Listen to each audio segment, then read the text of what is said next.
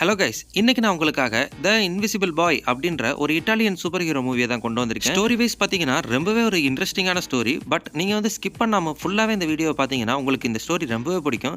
So ரொம்ப நேரம் பேசிக்கிட்டு இருக்காம நம்ம ஸ்டோரிக்குள்ளே போயிடலாம். இந்த படம் ஸ்டார்ட் ஆனோடனே பார்த்தீங்கன்னா நம்ம ஹீரோவான மைக்கேல் அப்படின்ற இந்த குட்டி பையனை தான் காட்டுறாங்க. அவனுக்கு வந்து இந்த சூப்பர் ஹீரோ காஸ்டியூம்ஸ்லாம் ரொம்பவே இன்ட்ரெஸ்ட். ஸோ அதெல்லாம் வாங்குறதுக்காக இவன் வந்து ஒரு $50 வந்து சேர்த்து வச்சு கொண்டு வந்திருக்கான். ஆனால் அன்னைக்குன்னு பார்த்தீங்கன்னா அவன் அந்த காஸ்டியூமை வாங்குறதுக்கு வரும்போது அந்த ஷாப் ஓப்பன் இல்லை. அவனை ஏதோ ஒரு ரீசன் சொல்லி அவனை விரட்டி விட்டுறாங்க. அதுக்கப்புறமா அவன் ஸ்கூலுக்கு போறான். ஸ்கூலுக்கு போகும்போது அவன் அந்த பணத்தை வந்து பத்திரமா வைக்கிறதுக்காக அவனோட ஷூக்கு அடியில் வந்து வச்சிடறான். எதுக்காக இப்படி பண்றான்னா எல்லா படத்துல மாதிரி தான் இவனை அடிச்சு இவங்கிட்ட இருக்கிறதெல்லாம் புடுங்கிறதுக்குன்னே ஒரு குரூப் இவனோட கிளாஸ்ல இருக்காங்க. கிளாஸுக்கு போனவனே அவனோட போன் எடுத்து ஒரு பொண்ணை வீடியோ எடுக்கிறான். அந்த பொண்ணோட பேரு ஸ்டெல்லா. அவனுக்கு வந்து அந்த பொண்ணு மேல ஒரு கிரஷ். ஆனா அதையும் வந்து இந்த பசங்க விடல. இவனை எங்க பார்த்தாலும் டிஸ்டர்ப் பண்ணிக்கிட்டே இருக்காங்க. அந்த நேரத்தில் பாத்தீங்கன்னா அந்த கிளாஸ்ல அவங்களோட பிரின்சிபலும் ஒரு இன்ஸ்பெக்டரும் வந்து இந்த ஏரியால வந்து நிறைய பசங்க காணாம போயிட்டு இருக்காங்க. அதனால நீங்க எல்லாம் ரொம்பவே ஜாக்கிரதையா இருக்கணும்னு சொல்லிட்டு அட்வைஸ் கொடுக்குறாங்க. கொஞ்ச நேரம் அட்வைஸ் கொடுத்ததுக்கு அப்புறம் பாத்தீங்கன்னா நம்ம மைக்கேல்கிட்ட போய் அந்த இன்ஸ்பெக்டர் ஒரு லஞ்ச் பாக்ஸ் கொடுக்குறாங்க. ஏன்னா வந்து அந்த இன்ஸ்பெக்டர் தான் நம்ம மைக்கேலோட இன்ஸ்பெக்டர். அங்க இருந்து போனதுக்கு அப்புறம் பாத்தீங்கன்னா மைக்கேலோட மூக்குல இருந்து ரத்தம் வருது. உடனே அவன் கிளாஸ்ல இருந்து கேட்டுட்டு பாத்ரூமுக்கு போய் அதை வாஷ் பண்றான். அவன் பின்னாடியே வந்த அந்த 2 பசங்களும் அவனை ரொம்பவே தொல்லை பண்றாங்க. அவனை விடாம அங்கிருந்து துரத்தி அவனை அந்த பெயிண்ட் பாலை வச்சு ஷூட் பண்றானுங்க. இவனும் ரொம்ப நேரம் தப்பிச்சு போறான். ஆனா ஒரு கட்டத்துல வந்து அந்த பெயிண்ட் பால்ல அடிபட்டு கீழே விழுந்தார். அதோட மட்டும் இல்லாம அவன் காஸ்டியூமாக வச்சிருந்த பணத்தையும் வந்து அவனுங்க எடுத்துறானுங்க. அதனால வீட்டுக்கு போனவன் அங்கிருந்து அவன் சேர்த்து வச்சிருந்த இடத்துல இருந்து ஒரு $50 மறுபடியும் எடுக்கிறான். ஆனா அவனோட தங்கச்சி வந்து ரொம்பவே வாழு. இவன் கூட எப்போதும் விளையாண்டுகிட்டே இருப்பா. இவன் காஸ்டியூம் வாங்குறதுக்காக ஒரு செகண்ட் ஹேண்ட் காஸ்டியூம் பிளேஸுக்கு வந்து போறான். அந்த இடத்த பாக்குறதுக்கே ரொம்பவே பயமா இருக்குது. ஆனா அவன் வந்து ஒரு காஸ்டியூமை வாங்கியே ஆகணும் அங்கே போயிடுறான். அங்கே போயிட்டு ஒரு பையன் கிட்ட எனக்கு ஒரு சூப்பர் ஹீரோ காஸ்டியூம் வேணும்னு கேட்டோன்னே அவனும் வந்து இது ஒரு சைனீஸ் சூப்பர் ஹீரோ அப்படின்னு சொல்லிட்டு ஒரு காஸ்டியூமா கொடுக்குறான். அதை எடுத்துட்டு வந்து போட்டு பார்க்கறான். ஆனா அதை போட்டு பார்த்தா ஹீரோ மாதிரியே இல்ல. ஆனா அவங்க அம்மா என்ன சொல்றாங்கன்னா இதுல நீ ஹீரோ மாதிரி தான் இருக்க, இதை போட்டுக்கிட்டு நீ பார்ட்டிக்கு போ அப்படின்னு சொல்லிடுறான். அவனும் ஓகேன்னு சொல்லி அதை அக்செப்ட் பண்ணிக்கிட்டு அங்கிருந்து அந்த பார்ட்டிக்கு கிளம்புறான். அங்கே போய் பாத்தீங்கன்னா இவனை தவிர அங்க இருக்க எல்லாரும் வந்து ரொம்பவே சூப்பரா வந்து காஸ்டியூம் போட்டிருக்காங்க. அந்த நேரத்துல அவனுக்கு பிடிச்ச அந்த ஸ்டெல்லான்ற பொண்ணும் அங்க வந்துடுறா. அவ கூட இவன் பேசிக்கிட்டு இருக்கான். அப்போன்னு பார்த்து யாரோ வந்து இவன் அவளுக்காக எடுத்து வச்சிருந்த வீடியோஸ் எல்லாம் அங்கே பிளே பண்ணிடுறாங்க. அதை பார்த்தோன்னே அவ ரொம்பவே டிசப்பாயிண்ட் ஆயிடுறா. ஏன்னா எனக்கே தெரியாம நீ என்னை எப்படி நீ வீடியோ எடுக்கலான்னு சொல்லி அவனை திட்டுறா. உடனே அவன் அங்கிருந்து ஓட ஆரம்பிக்கிறான். அங்க இருக்க எல்லாரும் அவன் பின்னாடியே விரட்ட ஆரம்பிக்கிறாங்க. ஒரு கட்டத்துல பாத்தீங்கன்னா இவன் ஒரு பாத்ரூம்ல போய் க்ளோஸ் பண்ணிக்கிறான். பாத்ரூம்ல போனவன் என்ன எதுக்கு எல்லாரும் இப்படி பண்றாங்க, நான் எப்படியாச்சும் மறைஞ்சு போயிட்டா நல்லா இருக்குமே அப்படின்னு சொல்றான். உடனே பவர் கட் ஆயிருது. ஆனா பவர் வந்ததுக்கு அப்புறம் பாத்தீங்கன்னா அவன் அந்த இடத்துல இல்லவே இல்லை. அவன் உண்மையிலே மறைஞ்சு போயிட்டானா அப்படின்னு கேட்டீங்கன்னா அதுதான் கிடையாது. அவங்ககிட்ட இருந்து தப்பிக்கிறதுக்காக ஒரு விண்டோக்கு பின்னாடி தொங்கிக்கிட்டு இருக்கான். அங்கிருந்து குதிச்சு எப்படியோ அவன் வீட்டுக்கு போயிடுறான். வீட்டுக்கு போனதுக்கு அப்புறம் நெக்ஸ்ட் டே எழுந்து அவன் பிரஷ் பண்ணும்போது தான் பாக்குறான் அவனோட உருவம் அவனுக்கே தெரியவே இல்லை. அதை பார்த்து பயந்து போனவன் அவனோட கிளாத்ஸ் எல்லாம் ரிமூவ் பண்றான். அப்போ பாத்தீங்கன்னா அவனோட உருவம் சுத்தமாவே தெரியவே இல்லை. உடனே என்னடா பண்றது அப்படின்னு நினைச்சுக்கிட்டு இருக்கும்போது கரெக்டா அந்த நேரத்துல அவங்க அம்மாவும் உள்ள வந்துடுறாங்க. அவங்க அம்மா உள்ள வந்து அவனை தேடுறாங்க. எங்கே இந்த பையன் அப்படின்னு சொல்லி தேடும்போது அவன் அந்த இடத்துல தான் இருக்கான். ஆனா அவங்க கண்ணுக்கு அவன் தெரியவே இல்லை.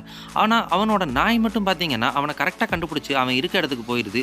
ஆனா அவங்க அம்மாக்கு அவன் இருக்கிறதே தெரியல. உடனே அவங்க அம்மா அந்த நாயை கூட்டிக்கிட்டு அங்கிருந்து கிளம்பிடுறான். அந்த பையனும் ஸ்கூலுக்கு கிளம்பிடுறான். ஆனா ஸ்கூலுக்கு கிளம்பும்போது எல்லாரும் பார்த்து கண்டுபிடிச்சிருவாங்களேன்னு சொல்லிட்டு அவன் ஃபுல்லாவே கவர் பண்ணிக்கிட்டு அங்கிருந்து போறான். ஆனா இங்க போனதுக்கு அப்புறம் தான் இவனை எப்பவுமே கிண்டல் பண்ணிக்கிட்டு இருக்க அந்த பையனை பாக்குறான். இவனுக்கு இன்னைக்கு ஏதாச்சும் பாடம் கத்துக் கொடுக்கணும்னு சொல்லிட்டு அவனோட ட்ரெஸ் எல்லாம் ரிமூவ் பண்ணிட்டு அங்கிருந்து போறான். ஆனா அந்த இடத்துல பாத்தீங்கன்னா ஒரு கண்ணு தெரியாத ஆளு இவனை வந்து பாத்துக்கிட்டு இருக்காரு.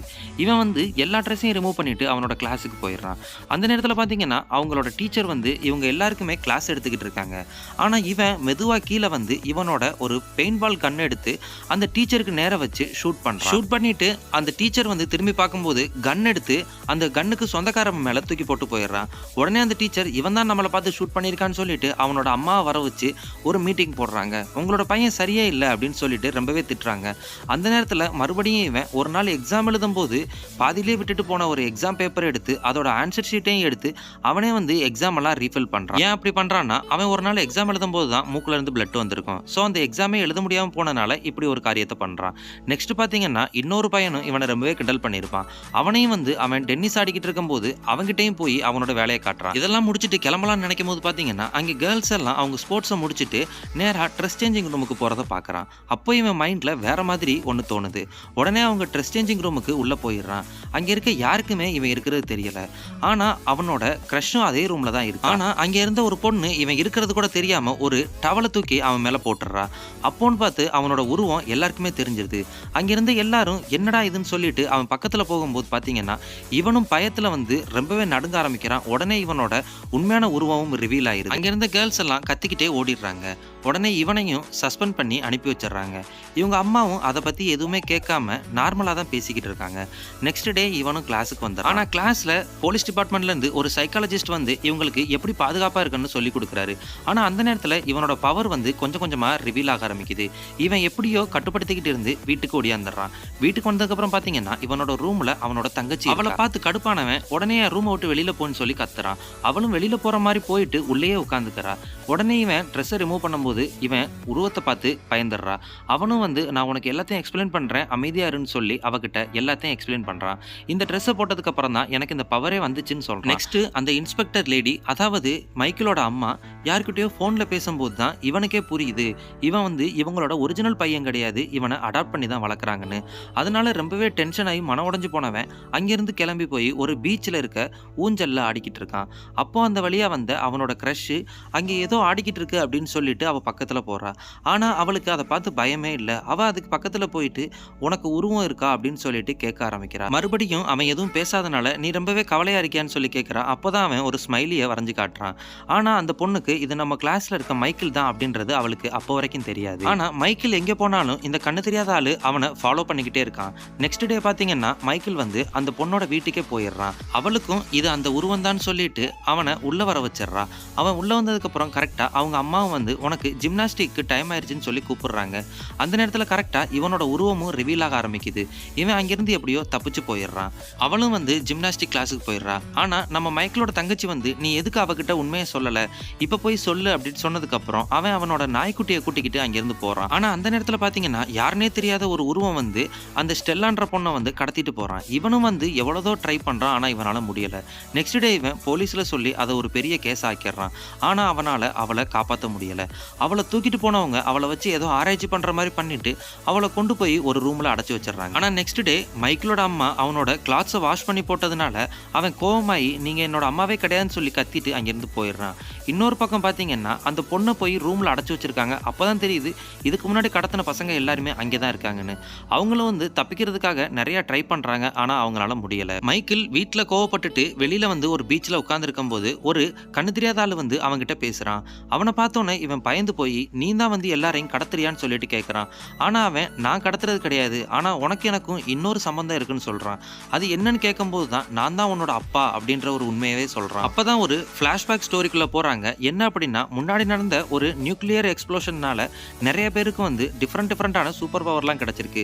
ஆனா அதை பார்த்த ஒரு ஆர்மி டீம் அவங்க எல்லாரையும் கடத்திட்டு போய் அவங்கள வச்சு ரிசர்ச் பண்றாங்க. அதுல தான் வந்து நம்ம ஆண்ட்ரே அப்படின்ற மைக்கேலோட அப்பாவும் இருந்திருக்கான். அவனுக்கு வந்து ஈஸியா எல்லாரோட மைண்டையும் கண்ட்ரோல் பண்ற மாதிரி ஒரு சக்தி இருந்திருக்கு. அந்த பவரை அதிகமா யூஸ் பண்ணனால தான் அவனோட கண் பார்வையே போயிருக்கும். ஒரு நாள் சடனா ஒரு லேடியை மீட் பண்றான். அவ யாருன்னா அவ தான் மைக்கேலோட அம்மா. இவங்க ரெண்டு பேருக்கும் மைக்கேல் பிறந்ததுக்கு அப்புறம் பாத்தீங்கன்னா அவங்க அங்கிருந்து தப்பிச்சு போயிடலாம்னு நினைக்கிறாங்க. இவங்க தப்பிச்சு போறதை தெரிஞ்சுக்கிட்ட ஆர்மி டீம் இவங்கள துரத்திக்கிட்டு பின்னாடியே வர்றாங்க. அதனால அந்த மைக்கேலோட அப்பாவை மட்டும் மைக்கேலோட சேர்த்து அனுப்பி வச்சுட்டு இவ வந்து அவங்கள அட்டாக் பண்றதுக்கு போறா. இவளோட இன்விசிபிள் பவரை வச்சு அவ எல்லாரையும் அட்டாக் பண்ணும்போது ஒரு பட்டர்ஃப்ளை வச்சு அவங்க அவளை கண்டுபிடிச்சிடுறாங்க. கண்டுபிடிச்சு அவளை அப்பவே கொலை பண்ணி. ஆனா ஆண்ட்ரே பாத்தீங்கன்னா மைக்கேல கொண்டு போய் ஒரு இன்ஸ்பெக்டரோட வீட்டுக்கு வெளியில வச்சுட்டு வந்துடுறான். அந்த இன்ஸ்பெக்டரும் எடுத்து அவனை வளர்க்க ஆரம்பிக்கிறாங்க. இதோட வந்து அந்த பிளாஷ்பேக் ஸ்டோரி முடிஞ்சிருது. நெக்ஸ்ட் ஆண்ட்ரே அதாவது மைக்கேலோட அப்பா அவனுக்கு ஒரு பவர் சூட்டை கொடுத்துட்டு அங்க இருந்து போயிடுறாரு. ஆனா இதெல்லாம் பார்த்துக்கிட்டு இருந்த ஒரு ஃபிஷர்மேன் வந்து போலீஸுக்கு கால் பண்ணி அந்த கிட்னாப்பர் இங்க தான் இருக்கான்னு சொல்லிட்டு ஒரு தவறான இன்ஃபர்மேஷனை போலீஸுக்கு கொடுத்துறாங்க. போலீஸ் வந்து பார்த்தா அங்க யாருமே இல்ல. ஆனா மைக்கேல் மட்டும் இருக்கான். மைக்கேலோட அம்மாக்கு ஒர்க் இருக்கிறதுனால அவனை அந்த சைக்காலஜிஸ்டோட சேர்த்து வீட்டுக்கு அனுப்பி வச்சிடறாங்க. இன்னொரு பக்கம் பாத்தீங்கன்னா இந்த ரூம்ல அடைபட்டிருக்க எல்லா சின்ன பசங்களும் தப்பிக்கிறதுக்காக ஒரு வழியை கண்டுபிடிச்சு வச்சிருக்காங்க. இன்னொரு பக்கம் மைக்கேல் பாத்தீங்கன்னா அவனுக்கு அவங்க அப்பா கொடுத்த அந்த சூட் எடுத்து மாட்டி பாக்குறான். ஆனா அந்த நேரத்துல பாத்தீங்கன்னா அந்த சைக்காலஜிஸ்டும் மேல வந்துடுறான். மேல வந்து பார்த்ததுக்கு அப்புறம் உனக்கு நான் டீ ரெடி பண்ணிருக்கேன், வா குடிக்க போலான்னு கூட்டிட்டு போறான். அப்போ கூட்டிட்டு போனதுக்கு அப்புறம் தான் தெரியுது இவன் தான் வந்து எல்லாரையும் கடத்தி வச்சிருக்கான் அப்படின்றத அவன் கண்டுபிடிச்சிடறான். கண்டுபிடிச்சதுக்கு அப்புறம் அந்த சூட்டை மாட்டிக்கிட்டு அங்கிருந்து தப்பிச்சு போறதுக்காக ட்ரை பண்றான். ஆனா அவன் என்னதான் ட்ரை பண்ணாலும் அவன் ஈஸியா பிடிச்சிடறான். ஒரு வழியா அந்த சைக்காலஜிஸ்ட் இருந்து எப்படியோ மைக்கேல் தப்பிச்சு ஒரு பைக்ல போய் ஏறி உட்கார்றான். அந்த பைக்கு வேற யாரோடதும் இல்ல, அவனை கிளாஸ்ல எப்போதும் கிண்டல் பண்ணிக்கிட்டே இருக்க ஒரு பையனோடது. அவனோட சேர்ந்து அவன் அங்கிருந்து தப்பிச்சு போயிடுறான். ஆனா இவனுக்கு மைக்கோ இது ஏதோ பேயின்னு நினைச்சு பயந்துடுறான். அப்புறம் தான் அவனோட உருவத்தை வந்து அவன் வெளிப்படுத்துறான். அப்பதான் அவனுக்கு தெரியுது அது வந்து மைக்கேல் தான்.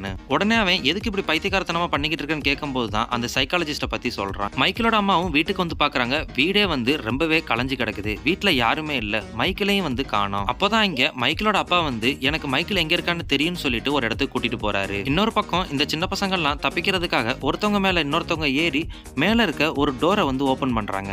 அந்த டோரை ஓபன் பண்ணதுக்கு அப்புறம் பாத்தீங்கன்னா இந்த பொண்ணு மட்டும் எப்படியோ வெளியில வந்தவ தப்பிச்சு போகும்போது ஒரு வயசானவரை பாக்குறா. அவரையும் வந்து இந்த செல்லுல அடைச்சு வச்சிருக்காங்கன்னு சொல்லிட்டு போகும்போது காப்பாத்திரணும்னு சொல்லி நினைச்சுக்கிட்டு அவ அங்கிருந்து ஹெல்ப் கேட்கறதுக்காக ஒரு கம்பி மேல நடக்கிறா. அப்பதான் அவளோட ஜிம்னாஸ்டிக் ஞாபகம்லாம் வருது. அதை வச்சு அந்த கம்பி மேல நடந்துடுறா. நடந்து மேல போனவ ஒரு லைட் இருக்கதை பாக்குறா. அந்த லைட்டை பார்த்தவ உடனே ஒரு ஐடியா பண்ணி அந்த லைட்ல ஒரு ஸ்மைலியை வரைகிறா. ஏன்னா அந்த ஸ்மைலியை பார்த்தா மைக்கேல் வந்து வருவான் அப்படின்றதுனால உடனே மைக்கேலும் வந்து அவன் ஃப்ரெண்டை கூட்டிக்கிட்டு ஒரு பைக் எடுத்துக்கிட்டு அங்கிருந்து கிளம்பிடுறான். அந்த பொண்ணை கடத்தி வச்சிருக்க இடத்துக்கு போனதுக்கு அப்புறம் தான் தெரியுது அங்க இருக்க எல்லார்கிட்டையும் வந்து ஒரிஜினல் கன் இருக்குன்னு. அப்போ அவங்கள டிஸ்ட்ராக்ட் பண்றதுக்காக அவனோட ஃப்ரெண்டை வச்சு டிஸ்ட்ராக்ட் பண்றான். உடனே அவன் அவனோட பெயிண்ட்பால் கன்னை வச்சு ஷூட் பண்ணவும் எல்லாரும் டிஸ்ட்ராக்ட் ஆயிடுறாங்க. இவன் உடனே ஒரு டோர் கிட்ட அந்த டோரை அவனால திறக்க முடியல. ஆனா இன்னொருத்தன் வந்து திறக்கும் போது இவனும் சேர்ந்து உள்ள போயிடுறான். உள்ள போனவன் அந்த பொண்ணை வந்து அடைச்சு வச்சிருக்க இடத்த கண்டுபிடிச்சிடறான். கண்டுபிடிச்சதுக்கு அப்புறம் ஒருத்தனை அட்டாக் பண்ணிட்டு இன்னொருத்தவனை கன் பாயிண்ட்ல மிரட்ட ஆரம்பிக்கிறான். அப்போ அந்த பொண்ணும் நம்மளை காப்பாத்த அந்த உருவம் வந்துருச்சுன்னு சொல்லிட்டு அவளும் அந்த பசங்களும் வெளியில வந்துடுறாங்க. அவன் அந்த எனிமி டீம் எல்லாம் உள்ள வச்சு லாக் பண்ணிடுறான். அதுக்கப்புறம் தான் அவன் அவனோட உண்மையான உருவத்தை அவங்களுக்கு ரிவீல் பண்றான். அப்பதான் அந்த பொண்ணுக்கும் தெரியுது இவ்வளவு நாளா உருவம் இல்லாம இருந்தது மைக்கேல் தான் அப்படின்னு சொல்லிட்டு. அப்போ மைக்கேல் அந்த பொண்ணுகிட்ட நம்ம தப்பிச்சு போயிடலான்னு கூப்பிடுறான். ஆனா அவளோ நான் வரமாட்டேன், ஒரு வயசானவர் உள்ள மாட்டிக்கிட்டு இருக்காரு, அவரை காப்பாத்தணும்னு சொல்றா. உடனே இவங்க ரெண்டு பேரும் அங்க இருக்கிற ஒரு டோரை ஓபன் பண்ணி அந்த வயசானவரை காப்பாத்துறதுக்காக உள்ள போறாங்க. உள்ள போனதுக்கு அப்புறம் தான் தெரியுது அங்க ஒரு வயசானவர் மட்டும் கிடையாது, அங்க ஒரு கூட்டமே இருக்கு அப்படின்னு சொல்லிட்டு. இந்த பொண்ணும் இவனை பார்த்து கண்ணை காட்ட ஆரம்பிக்கிறா. அப்பதான் இவனுக்கு புரியுது இவளும் வந்து அவங்க ஆளா அப்படின்னு. ஆனா இங்கதான் வந்து நிறைய ட்விஸ்ட்டை வந்து அவங்க ரிவீல் பண்ணுவாங்க. என்ன அப்படின்னா இந்த வயசான ஆளு வந்து யாரை தொட்டாலும் அவங்க வந்து அந்த கேரக்டராகவே மாறிடுவாங்க. இவன் வந்து ஃபர்ஸ்ட் அந்த சைக்காலஜிஸ்ட்டை தொடும்போது அவனும் வந்து கெட்டவங்களோட ஆளா மாறிடுறான். அப்புறமா இந்த பொண்ணை தொடும்போது இவளும் வந்து மாறிடுறான். அப்போ கரெக்டா மைக்கேல் வந்து இன்விசிபிளா மாறி எல்லாரும் அட்டாக் பண்றான். ஆனா அந்த வயசான ஆளு பாத்தீங்கன்னா ஒரு கண்ணை காட்டி அந்த ஸ்டெல்லாவை மிரட்டுறான்.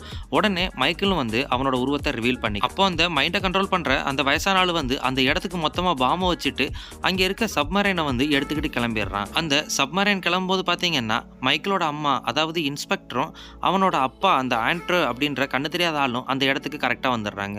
உள்ள பசங்கள்லாம் மாட்டிருக்கதை பார்த்துட்டு அவங்கள காப்பாத்துறதுக்காக அந்த இடத்துக்கு போறாங்க. ஆனா இன்னொரு பக்கம் அந்த மைண்டை கண்ட்ரோல் பண்ற அந்த வயசான ஆளு வந்து இந்த கேப்சூல்ல வந்து நான் அந்த பொண்ணை போட்டுருவேன், அவளுக்கு வந்து எதுவும் ஆகாது, அவளை நான் திருப்பி அனுப்பிடுவேன், ஆனா ஒன்றை மட்டும்தான் நான் திருப்பி கூட்டிட்டு போகணும் அப்படின்னு சொல்றான். இன்னொரு பக்கம் பாத்தீங்கன்னா அந்த இன்ஸ்பெக்டர் வந்து எப்படியோ அந்த பசங்களெல்லாம் காப்பாத்திடுறா. காப்பாத்திட்டு ஒரு ரூமுக்குள்ள போனதுக்கு அப்புறம் தான் அந்த சைக்காலஜிஸ்ட் இருக்கிறது தெரியுது. அந்த இன்ஸ்பெக்டரும் இதுக்கெல்லாம் காரணம் நீதானடான்னு சொல்லி அவனை கண்ணை வச்சு மிரட்டுறாங்க. அப்போ அங்க வந்து ஆண்ட்ரே இவர் எதுக்கும் காரணம் இல்லைன்னு சொல்லிட்டு அவங்க எல்லாரையும் கூட்டிக்கிட்டு வெளியில போயிடுறாரு. ஆனா அந்த இடமே மொத்தமா வந்து வெடிச்சிருது. ஆனாலும் அவங்க எல்லாரும் சேஃபா வெளியில வந்துடுறாங்க. இன்னொரு பக்கம் வந்து நம்ம மைக்கேல காட்டுறாங்க. அங்கே அந்த ஸ்டெல்லா பொண்ணை வந்து ஒரு கேப்சூல்ல வச்சு அவளை மட்டும் மேல அனுப்புறதுக்கு பிளான் பண்றாங்க. ஆனா அந்த நேரத்துல வந்து அந்த வயசான ஆளு மைக்கேல் கிட்ட உங்க அம்மா தான் உன்னை கூட்டிட்டு வர சொன்னாங்க அப்படின்னு சொல்றான். ஆனா வந்து மைக்கேலோ எங்க அம்மா இறந்து போயிட்டாங்க அப்படின்னு சொல்லிட்டு கோவப்பட்டவன் ரொம்பவே வந்து அவனோட சக்தியை வெளிப்படுத்துறான். அப்போ இங்க இருக்க எல்லா பொருளும் உடைய ஆரம்பிக்குது. உடனே வந்து இவனும் அந்த கேப்சூலுக்குள்ள போயிட்டு லான்ச் பட்டனை அமைக்கிறான். லான்ச் பட்டனை அழுத்தின கொஞ்ச நேரத்திலேயே அந்த கேப்சூல் வந்து சப்மரைனை விட்டு வெளியில வந்துடுது. வெளியில வந்ததுக்கு அப்புறம் போலீஸ் எல்லாருமே வந்து சரவுண்ட் பண்ணிடுறாங்க. அவனையும் வந்து ரெஸ்கியூ பண்ணிடுறாங்க. ஆனா அந்த நேரத்திலையும் அங்க இருக்க எல்லாரும் அவனோட சக்தியை பார்க்கணும்னு சொல்லிட்டு கேட்கறாங்க. அவனும் அவங்க எல்லாருக்காகவும் பண்ணி காட்டுறான். அதே நேரத்துல அந்த ஆண்ட்ரே அதாவது அவனோட அப்பா போறதை பார்த்துட்டு அவர்கிட்ட போய் பேசுறான். அப்போ எனக்கு இவங்க யாருக்குமே இதெல்லாம் ஞாபகம் இருக்கக்கூடாதுன்னு சொன்னோன்னே அவரும் வந்து எல்லாரோட மெமரிஸையும் அழிச்சிட்டு போயிடுறாரு. நெக்ஸ்ட் மைக்கேலோட அம்மா அதாவது அந்த இன்ஸ்பெக்டர் தான் எல்லா குழந்தைங்களையும் கண்டுபிடிச்சாங்கன்னு சொல்லிட்டு அவங்களுக்கும் பாராட்டு விழாலாம் வச்சு ட்ரெஸ் எல்லாம் போட்டோ எடுக்கிறாங்க. ஆனா அவனோட தங்கச்சிக்கு மட்டும் தான் தெரியும் இதுக்கெல்லாம் காரணம் வந்து மைக்கேல் தான். நெக்ஸ்ட் டே அவங்க ஸ்கூல்ல ஒரு பார்ட்டி நடக்குது. அதுல இவன் சகஜமா போய் எல்லார் கூடயும் சேர்ந்து கலந்துக்கிறான். அப்பதான் ஒரு சோல்ஜரை காட்டுறாங்க. அவன் வந்து அந்த யங் ஆண்ட்ரேவை பிடிக்க முடியல அப்படின்னு சொல்லிட்டு ஒரு லேடி கிட்ட சொல்றான். அந்த லேடி வேற யாரும் இல்ல மைக்கேலோட அம்மா தான். அதுக்கப்புறம் அந்த சோல்ஜர் நாங்க யங் நட்டாஷாவை கண்டுபிடிச்சிட்டோம் அப்படின்னு சொல்றான். நட்டாஷா அப்படின்றது யாருன்னா இவங்களுக்கு பிறந்தது ஒரு குழந்தை மட்டும் இல்ல 2 குழந்தை. மைக்கேலோட சேர்ந்து இன்னொரு குழந்தையும் அவங்க அப்பா தூக்கிட்டு போயிருப்பாரு. இந்த படத்தோட கண்டினியூ ஸ்டோரி வந்து பார்ட் 2 இருக்குது. வேணும்னா கமெண்ட் பண்ணுங்க, அதையும் வந்து அப்லோட் பண்றேன்.